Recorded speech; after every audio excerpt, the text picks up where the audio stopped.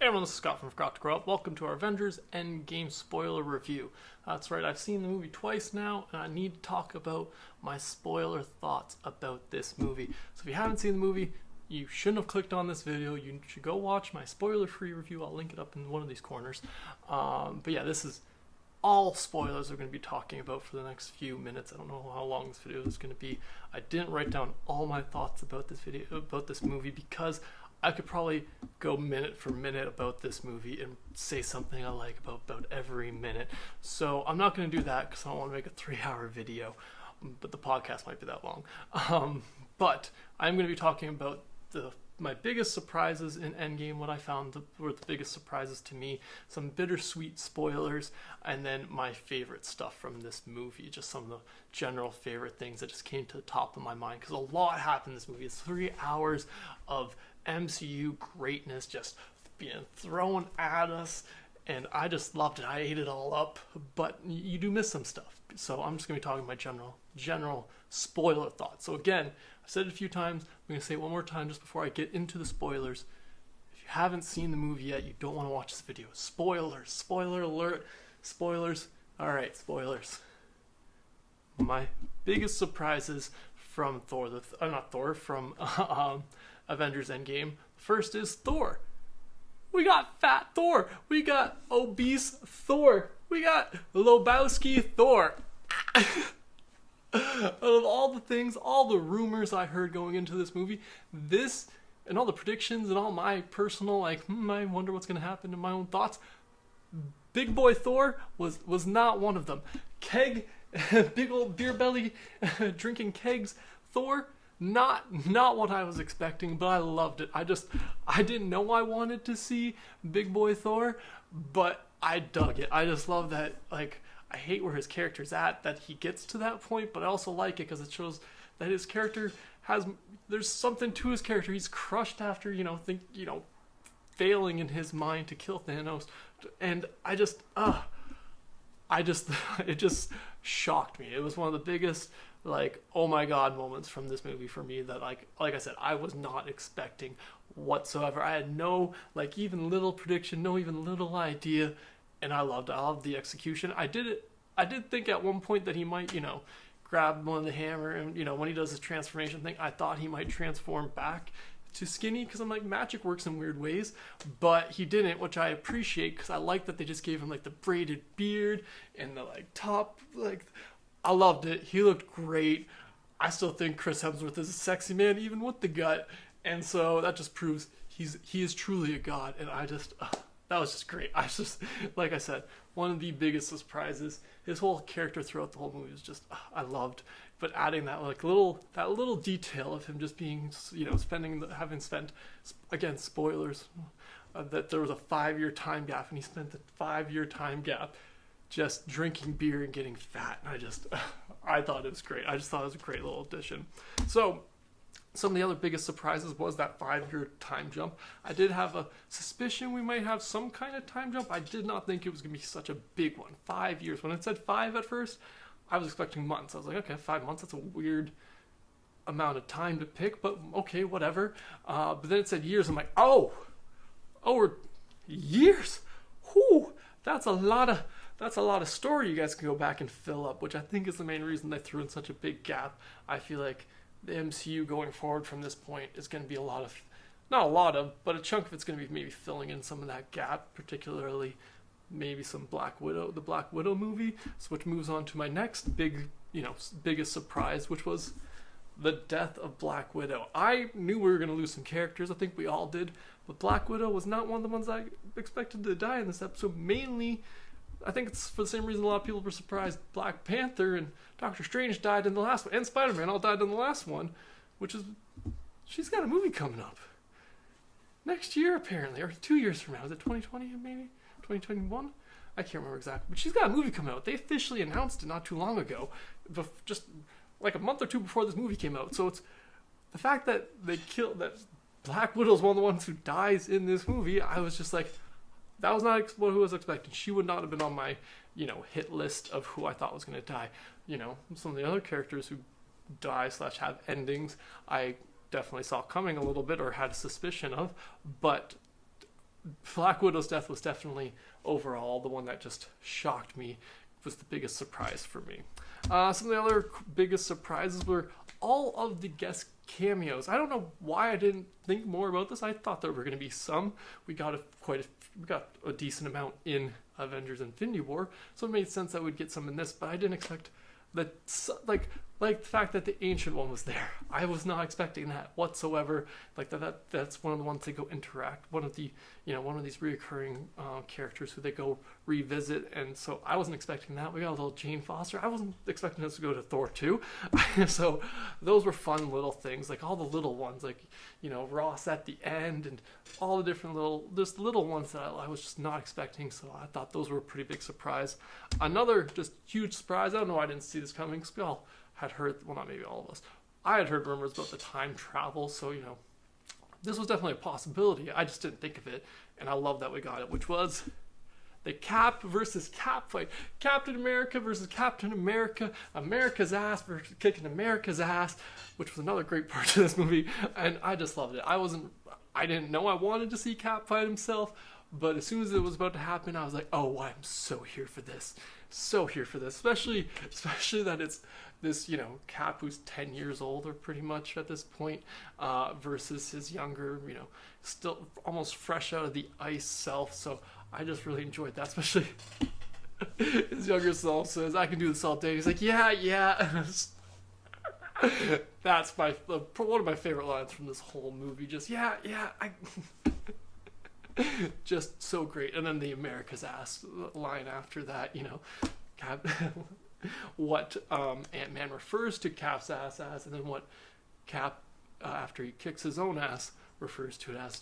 That's just a great line, and I just really enjoyed that fight. And again, big surprise. I probably should have seen that one coming a little bit more, but I wasn't expecting it. There was so much thinking about how they're going to fight Thanos, or who's going to be, like, how they're going to solve this problem. And I wasn't even thinking about the fact that he might run into himself and have to, throw an ass whooping down.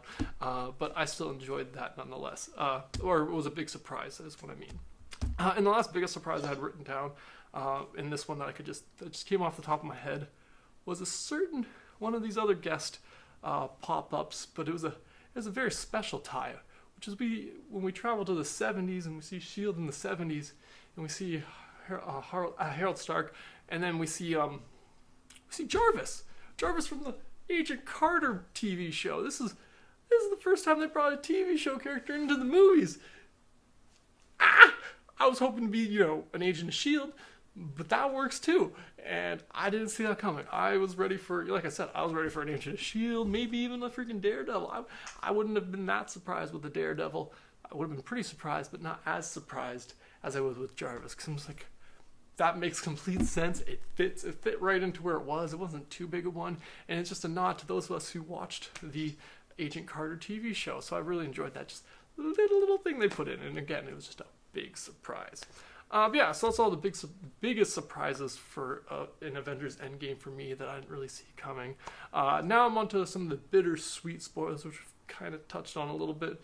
First one is a pretty big one, probably the biggest spoiler of the whole movie potentially, but also at the same time wasn't that big a shock. I think a lot of people were kind of already prepared for this to happen, which was Tony's gone. We've lost Iron Man. He had to sacrifice himself to save all of us, to save the whole MCU, and so I appreciate him for that. But it was, again, bittersweet. That's why I'm calling these my bittersweet spoilers, because of course I'm sad that we're losing Iron Man, but at the same time, I'm sure he's going to be around in some kind of facet, whether he's an AI in, in Spider-Man's armor, or some other way like that. If he comes back in another way, one of these alternate timelines we'll probably get to. But the fact that he's gone, like I said, is bittersweet. But I love the way they did it, giving him the final sacrifice that counted for the most of all the times he's been willing to sacrifice himself, and then he has that last minute, like in the first Avengers, he manages to survive sending the rocket through, and then Ultron, he doesn't end up getting blown up, which that was part of the plan. But yeah, like all these different sacrifices he has made, and then he has to make the ultimate sacrifice. He was the only, and it was the only way. In Doctor Strange even says that they have that little moment, which I really liked that part too. Which I really enjoyed that as well. So it was, like I said, it's such a bittersweet moment that we've lost our Iron Man in the MCU, but it was a fitting send-off, I thought, and I thought that this movie was great. Like we got such a range from RDJ in this movie. You know, at the beginning, him being so angry about them having lost. You see how like weak and kind of, I don't want to say crazed, but a little bit like he's definitely not in his right mind at the beginning of the movie after having spent a month in space and starving a little bit. So yeah, I really enjoyed seeing his character's growth throughout this movie. I thought it was really fitting considering this is potentially his last movie. I don't think it will 100% be, I'm sure, at some point in the future, but maybe not for a few years. We'll see RDJ take up the role again, but we have lost at least this version of Iron Man, it seems. But yeah, so that was bittersweet. Another one of the bittersweet spoilers from this movie is Cap. He didn't die, but he kind of, sort of, he's not dead yet, but he had an ending to his story, is the way I like to put it, kind of, which is that he ends up, at the end of the movie, again, spoilers, I've already been talking spoilers for 10 minutes, but spoilers again, at the end of the movie, him having to return all the stones in time, and then him going to stay back in time with Peggy and live his life through the way it originally was supposed to have, timeline-wise. I really enjoyed that part. I liked that ending. I liked that it wasn't just that he died. I like that they left it open a little bit. I like that we've got this big chunk from the 40s to the present that we can stick, that we can bring Chris Evans back in like 10 years and have a freaking 1950s or 60s Cap movie where he's undercover and it still fits in the MCU. So I really, really enjoyed that ending for him. The fact that him and Peggy end up together in the end, just all of it, him passing the shield onto the Falcon at the end. I thought it was great. I thought it was very, very fitting for him. I knew we were going to get some kind of ending for him, and I was hoping it would be something like this. So I really enjoyed it, but again, it's falls under the bittersweet ones because they do leave it in a way that we're like, yeah, he might be gone for 5 or 10 years. Chris Evans, that is, might be gone. Chris Evans playing Captain America might be gone for the next 5 to 10 years, at least, I'd say, before maybe potentially reprising the role. But I like that they left it kind of open, but at the same time, it is an ending. We see that in the present day, he's a little too old for that, which is interesting. I thought he would have maybe aged a little slower because of the super serum, but that's also would have been 70 years, 80 years at that point. What's the 40s to the... My math isn't good. 40s to the 20... Because at the end of the movie, they're technically 5 years from now, so that'd be 2020. I'm not going to get into the timeline stuff. I didn't write that stuff down. But yeah, one of the other bittersweet spoilers is that we got no Vision in this movie, which again wasn't that a big a surprise, but it was a bittersweet thing. I would have liked to have seen some little thing. Either one of the time travel moments was them going to see him, or maybe something with Wanda, maybe just a flash. We didn't see any Vision in this one whatsoever, but we did get Gamora. And Gamora I'm confused about, because her and Quill have a moment, but I don't think she's back. I think she's still dead, I'm pretty sure. I might be mistaken on this, but at the end, when they're at Tony's funeral, we see the Guardians missing Gamora. And it makes sense, because the Gamora we saw was from a different time from the 2014, when they visit from the 2014 timeline. So it makes sense that she'd have to return there in order for the events of Guardians of the Galaxy to be able to play out, for them to be able to get to all where. So that time doesn't get screwed up. But it also was a little bit ambiguous, because like maybe she just wasn't hanging out at the funeral. But also, I definitely don't think she's back, because she wasn't at the funeral. That's where I'm standing on that. But which is again one of those bittersweet ones, because like, is she not back at all? Then are we no more Vision, no more Gamora, which is confusing because there's a Vision Wanda show coming out. So I don't exactly know where this is all going to go, but I'm it was a bittersweet part, but I enjoyed it. Not enjoyed it, but that was just one of those bittersweet spoilers, the fact that it didn't show up. But let's get on to my favorite things about Avengers. Some of my favorite stuff from Avengers Endgame. I love the whole movie.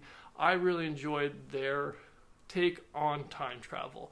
I was a little apprehensive, let's say, going into it, knowing there was so many rumors. Everyone was saying it was going to be time travel. The end of Ant-Man and the Wasp really hinted towards it being a time travel story in this one, and so I wasn't surprised that it was time travel, but I did like what they chose to do with it. Visiting the first Avengers, that wasn't a surprise because that's where a lot of the leaks had come from, was footage of that stuff, leaked footage of that stuff. Oh, excuse me.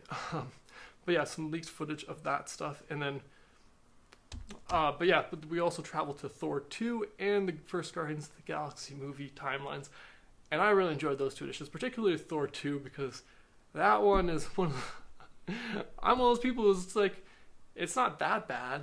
It's not one of my favorite Thors or one of my favorite MCU movies, but it's not that bad a movie. But I definitely didn't think that they were going to use it so heavily in this movie, but I really enjoyed that we did. We saw Natalie Portman hanging around.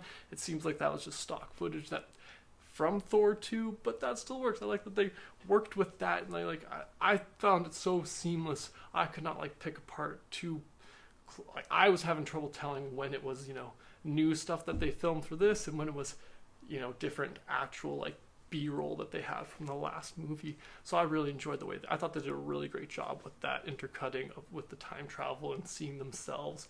And like I said, I really enjoyed the rules that they set up for their time travel. They were like, yeah, no, Back to the Future isn't, that's not how quantum physics works or quantum theory works, whatever it is.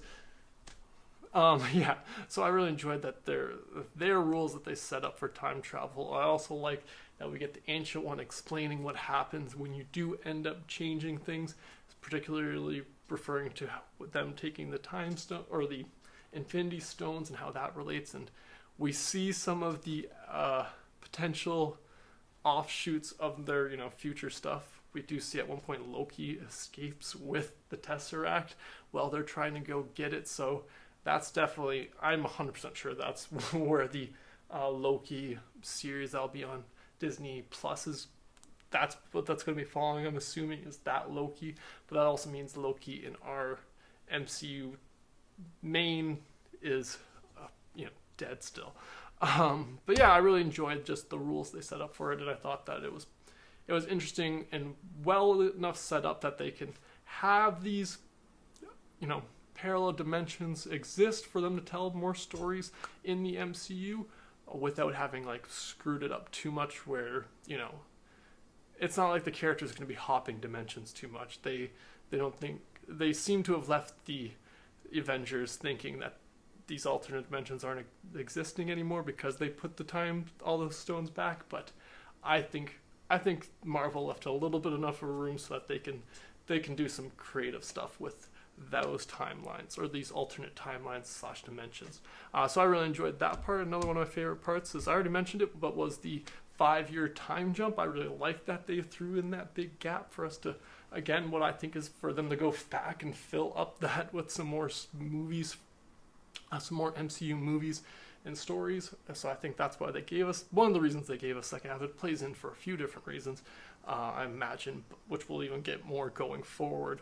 But I really just enjoyed that part. So yeah, another one of my favorite parts about Avengers Endgame was the fact that we get to see Tony and Cap make up eventually. Not at first. Beginning of the movie, I thought they were going to make up right away, but there's a little bit of resentment between Tony towards Cap, at least at the beginning of the movie. But I like that they're able to overcome it. It apparently took 5 years, a 5-year time gap for it to happen. But I like that they eventually do make up, and that they're fighting side by side, which leads to my next favorite part, and my favorite thing about this whole movie. I imagine a lot of people's favorite part about this whole movie, which was the third act, the big old battle scene, what I'm referring to as the Infinity War, because that was a war. That was an actual war. That had legit armies. The last movie had one army versus one army. This one had armies. We had the whole of the MCU come to the rescue to fight all of Thanos from 2014's army, and it was phenomenal. I loved it. A shit ton was going on. It was hard to keep track, not too hard to keep track of everything, but there were certain things I would have liked to spend a little more time with. I could have watched a 3-hour movie of just that fight, but that's just because that's the stuff I enjoy the most about these superhero movies. I love the fight. I love those action scenes and those sequences, and that one was just great. We got Giant Man. We got all the ladies of the MCU teaming up. We got so much greatness in that scene. Insta-kill. I forgot about this as one of my biggest surprises, actually, now that I'm talking about this, but I don't even know how I forgot this is the biggest surprise, because after the Tony Stark one, this is probably the biggest, we get Cap wielding Mjolnir. He takes Thor's hammer and he kicks some ass. He kicks some Thanos ass. I almost forgot. I didn't even write it down. It wasn't until we were just discussing this that I remembered it again. I don't know how I forgot, because that part is just everything you ever wanted. That was, again, one of those things I just never even thought to expect in this movie. It makes sense, though, because Cap's never had a weapon. They've hinted towards the fact that he might have been worthy. I love that Thor even's like, I knew it, and they just, and he just right away knows how to use that thing and kick some ass because he's worthy. I can't believe I didn't write that down as one of my, biggest surprises, but it was definitely one of my favorite things. That was just a great, great moment. That moment just before even that happens, where our three main heroes, Thor, well, not main heroes, but Thor, Iron Man, and Cap all going at Thanos. That was great, and then leading to them getting their asses kicked a little bit, but then Cap picking up the hammer and putting it down, and that was just so great. And at one point they switch off during the battle, him and Thor. It was just it was everything I wanted. That whole battle was. I just loved it. I wanted to be there. I wish I could have just been a watcher in that, just being able to watch the whole thing. I can't wait till it's on DVD so I can just put it on slow-mo and just keep rewatching that battle, because I really loved it. I'm a sucker for these things. I'm super biased for these superhero fights because I just love them. I dig them. And this one was great because it wasn't too hard to follow. It was a lot to follow, is what I was trying to say before. It is a lot to follow, but I enjoyed it nonetheless. I freaking just, it was just so great. Ending with Iron Man having to take the stones, and then dust Thanos and his army and take them right out of being a problem anymore, or in the future, or ever potentially being one again. I'm curious how that's going to play out in the 2014 timeline now, though, because that means Infinity War never happened in that one. But you also can't change your past, so that doesn't happen for our characters. It's a little weird how they set up their timeline stuff, because they do change a whole lot about other timelines when they travel. But yeah, that's all my spoiler thoughts for Avengers Endgame. Be sure to let me know in the comments below what you thought of Avengers Endgame. Thanks again for joining me today. Sure to subscribe to the channel if you haven't already, and have a good one.